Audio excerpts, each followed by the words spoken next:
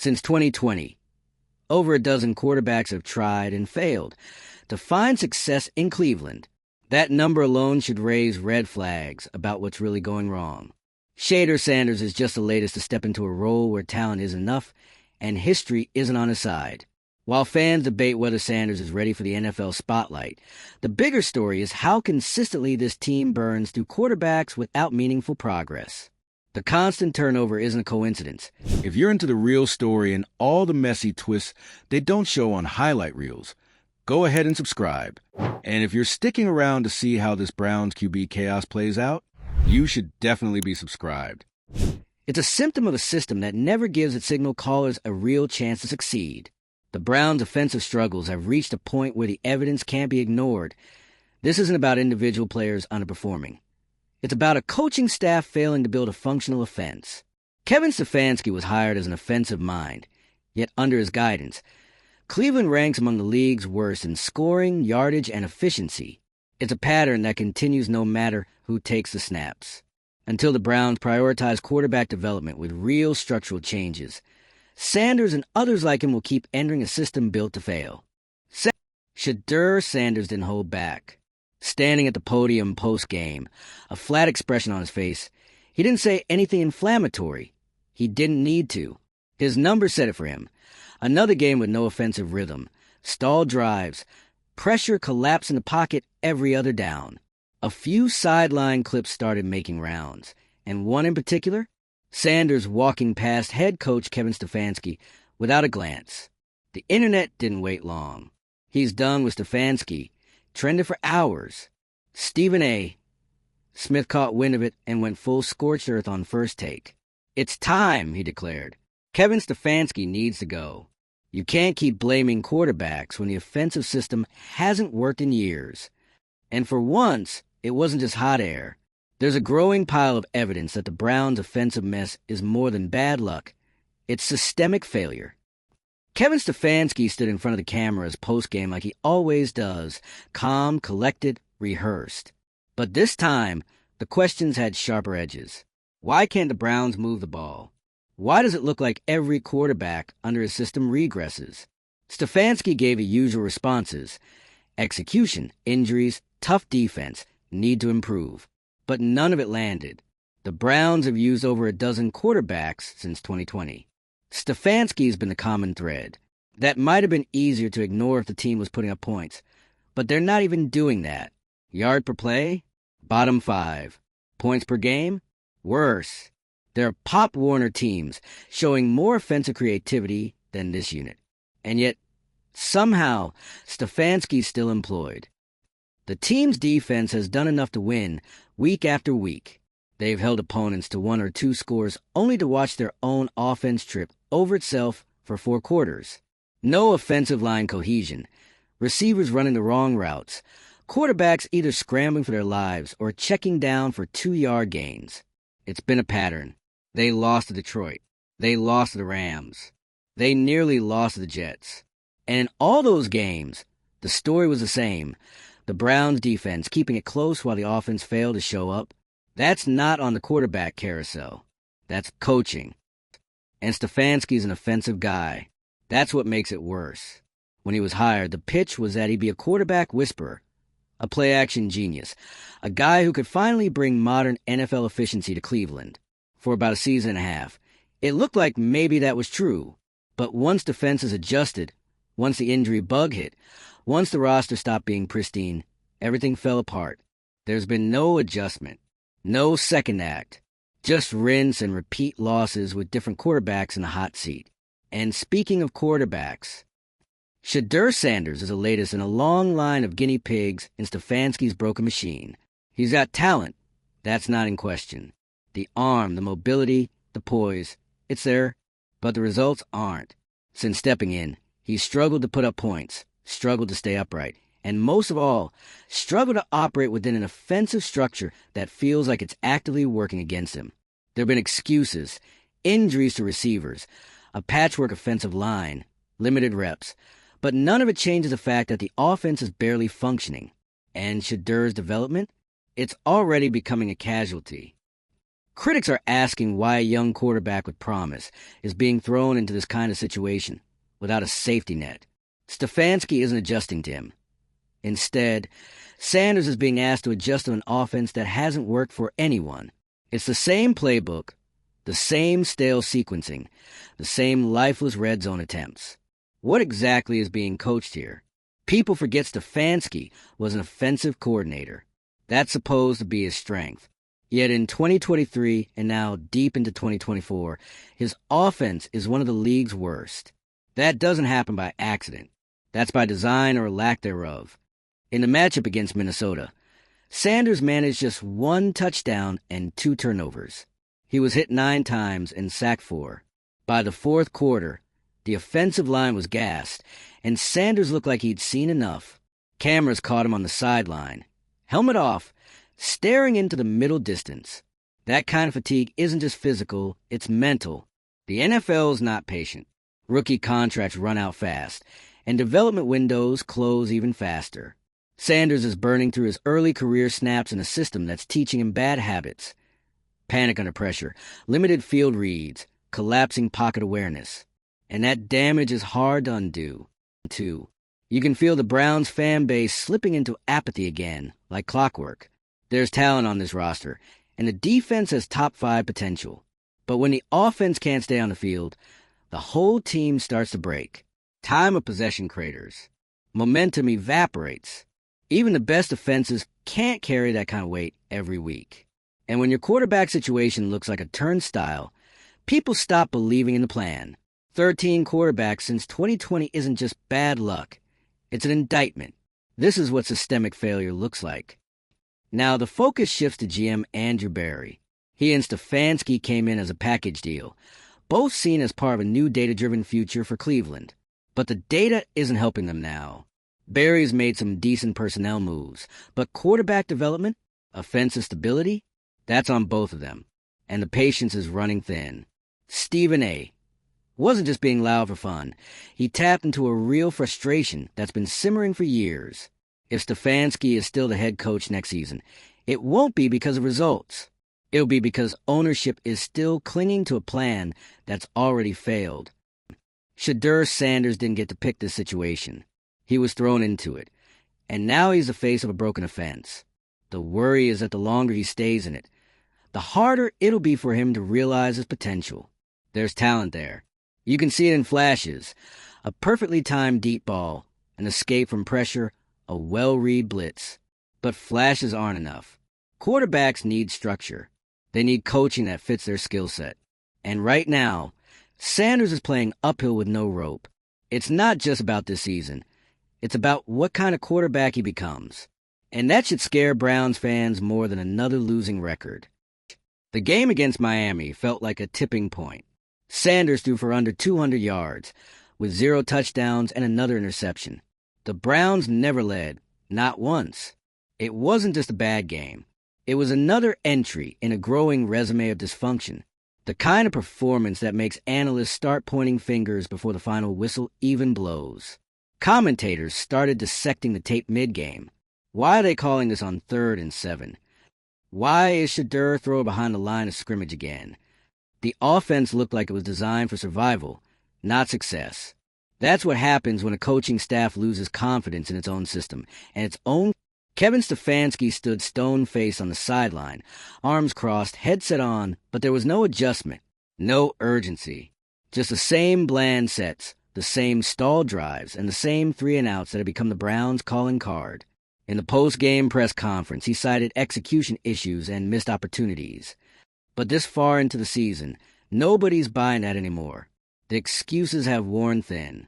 At some point, execution becomes coaching, and missed opportunities become a sign that your scheme just doesn't work. Shedeur was asked about the lack of offensive rhythm after that game, and his answer was tight-lipped. We gotta be better. We all do. That's not a quarterback throwing shade. That's a young player trying not to throw his coaches under the bus. Still, the body language said it all. The sideline interactions were cold. Sanders spent more time with the tablet and backup QBs than he did with Stefanski. And it didn't take a lip reader to catch the exasperated, come on, man, after yet another busted rout in the second half. Then came Baltimore, a team known for exposing weak offenses. And expose them they did. Sanders was pressured on 48% of his dropbacks. There were 6 sacks, 2 fumbles, and a grand total of 3 points scored by the Browns offense. 3. And once again, Stefanski didn't adjust. The Ravens blitzed. The Browns didn't counter. There was no max protection, no tempo changes, no rollout designs to help Shedeur buy time. Just a stubborn commitment to a game plan that clearly wasn't working. The definition of coaching malpractice. Flashback to training camp, and you'd think Shedeur Sanders was the next big thing in Cleveland. The media clips were glowing. Coaches were hyping up his arm talent, his leadership, his athleticism. But now it's December, and all that hype has turned into doubt. That kind of disconnect raises serious questions. Did Stefanski know how to develop this guy from the beginning? Or was it just wishful thinking? Because if this was a plan, throw him into a crumbling offense and hope for the best, then someone needs to answer for it. And here's the awkward truth. Stefanski and Shedeur barely look like they're on the same page. Whether play calling, tempo, or just plain chemistry, something's off. The QB-coach relationship is one of the most important in football, and right now, theirs looks fractured. In key moments, Stefanski's face reads like a man watching a stranger run his playbook. And Shedeur? He looks like a guy being micromanaged into mediocrity. If they're not aligned now, it's hard to see how this goes anywhere but downhill. On the sideline, Stefanski continues to look calm, but not in a good way. It's not poised leadership. It's a quiet detachment, like a man just riding out the clock. And maybe that's what he's doing. Because when your offense ranks in the bottom 3 in nearly every meaningful category, and you still won't change your system, people start questioning whether you're the right guy for the job. The offense doesn't just lack identity. It lacks urgency. Stefanski doesn't seem rattled by failure. And that's what's most concerning. Against the Titans, things somehow got worse. Sanders looked completely out of rhythm. The Titans' defensive line ate up the Browns' protection, and Shedeur didn't have a chance. He was hit 10 times and visibly frustrated by the end of the second quarter. At one point, he threw a pass while being dragged down, and it nearly resulted in a pick six. It wasn't a decision born of recklessness. It was pure desperation. That's what Stefanski's offense is doing to this kid.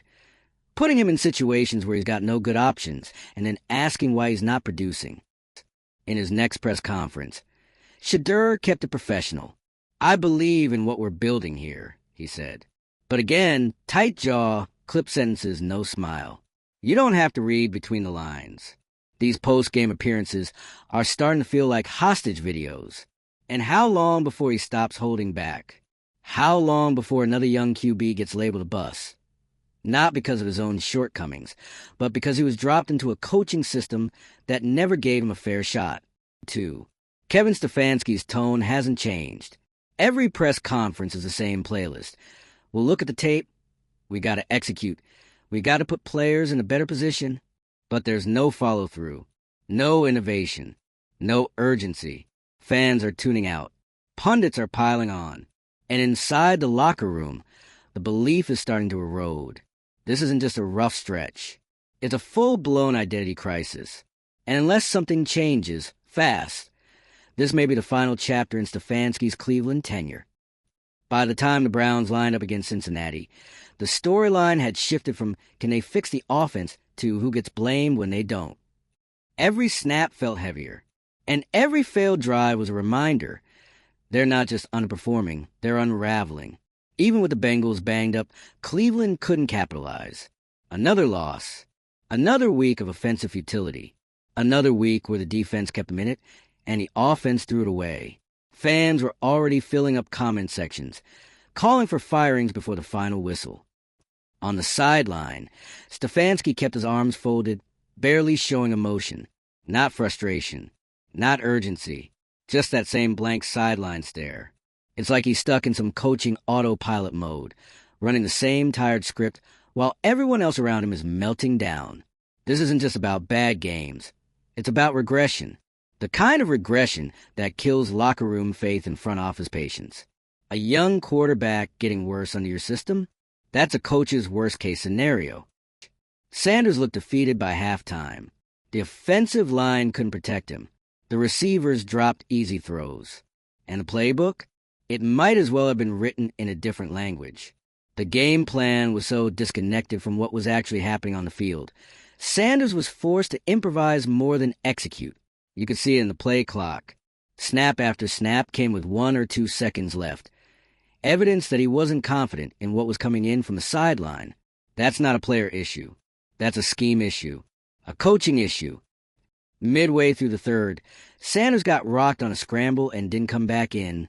Trainers helped him off, and he spent the rest of the game on the bench, wrapped in a coat, headset on, eyes forward, but not watching the field. He looked done. Not injured. Done. That image became the headline. Shedeur Sanders, sitting out again, while Kevin Stefanski calls plays for a backup quarterback in another unwinnable game. It's the kind of visual that tells a whole story, without a single word being said. Back in the front office, you gotta think Andrew Berry is watching all of this and feeling the pressure. This isn't year one anymore. This is season after season of the same cycle. Excitement, hype, regression, disappointment. And it's starting to wear thin. When you pair a promising rookie quarterback with a supposed offensive guru and still end up dead last in scoring, something has to give. The whispers are getting louder now. Ownership has to decide. Is Berry married to Stefanski? Or is this where the partnership ends? Shedeur finally addressed the media midweek. No helmet, no pads, just a hoodie and that now familiar poker face. I'm doing what I can with what I've got, he said. Short answer. Heavy implications. He's not throwing teammates under the bus, but there's a growing sense that Shedeur knows his setup isn't working, and he might not stick around long if it doesn't change. Quarterbacks today have more power than ever, and if he wants out eventually, he'll get out, too. Meanwhile, Stefanski doubled down in his own media time. We still believe in what we're doing, he said. It sounded robotic, like a coach who knows he has to say that, even if he doesn't believe it himself. Belief only works when you've got results. And right now, there's nothing to believe in. Not the offense, not the direction, not the coaching. What Stefanski keeps calling a process is looking more like a dead end. The Green Bay game was a slow-motion disaster. The kind of game where the crowd starts booing in the second quarter. Sanders was back under center, but clearly not 100%. Missed throws, hesitations, broken plays. And the coaching staff? No visible adjustments. The Packers didn't even need to get creative. They just played sound football and let the Browns self-destruct. And that's the worst part. There's no element of surprise anymore. Opposing teams know exactly what to expect from Stefanski's offense. By the fourth quarter, Stefanski looked checked out. No arguing with refs. No hyping up players. Just the same tired headset silence. Fans behind the bench were yelling his name, and not in support.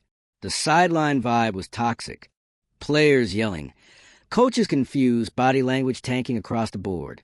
And through all of it, Stefanski just stood there, watching the season crumble in real time. Two. Across the league, analysts are putting together their end-of-season rankings. Rookie QB assessments. Coaching hot seats.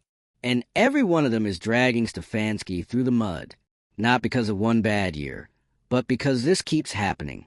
Shedeur Sanders is the latest name added to a list of quarterbacks who haven't survived the Browns' offense. And that's the real indictment here. It's not that Sanders isn't good. It's that Cleveland might be ruining him the same way they ruined all the others. Kevin Stefanski's reputation is now riding on fumes. Even among loyalists, support is slipping. Every game looks the same. There's no identity, no spark, no sense that this team is building toward something. It's like watching a rerun where the outcome never changes. But somehow, the mistakes still feel fresh. At this point, the optics are damning. Stefanski doesn't look like a coach fighting for his job. He looks like a man trying to outlast the storm, hoping the blame shifts elsewhere before it hits him directly. But the clock is ticking and the spotlight isn't moving.